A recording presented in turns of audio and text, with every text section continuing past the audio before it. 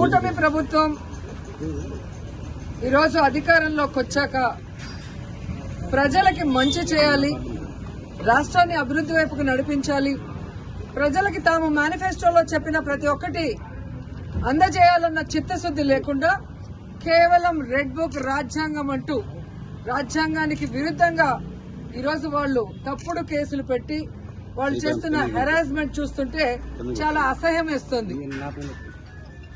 ఈరోజు వైఎస్ఆర్ కాంగ్రెస్ పార్టీ నాయకుల మీద కేసులు పెట్టి వాళ్ళని అరెస్ట్ చేసి కోర్టుకు తీసుకువెళ్లి కోర్టులో బెయిల్ ఇచ్చే లోపల ఇంకో పోలీస్ స్టేషన్ లో ఇంకో కేసు పెట్టి మళ్లీ ఇంకో కోర్టుకు తీసుకెళ్తాం, అక్కడి నుంచి బయటకు వస్తే మళ్లీ ఇంకో కోర్టులో కేసు పెట్టి ఇంకో చోటుకు తీసుకెళ్తాం.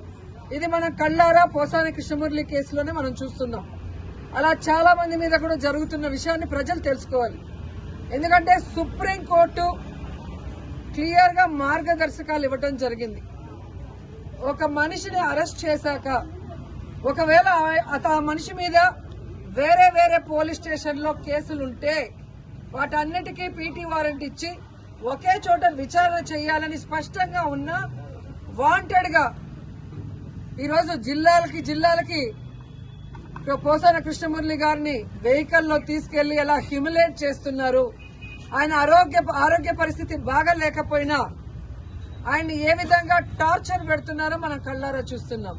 అంటే సుప్రీంకోర్టు ఇచ్చిన మార్గదర్శకాలకు కూడా తిలోదకాలు ఇచ్చి ఈరోజు అధికార పార్టీ వాళ్ళు చెప్పినట్టుగా అధికారులు నడుచుకోవడం చాలా దురదృష్టకరం.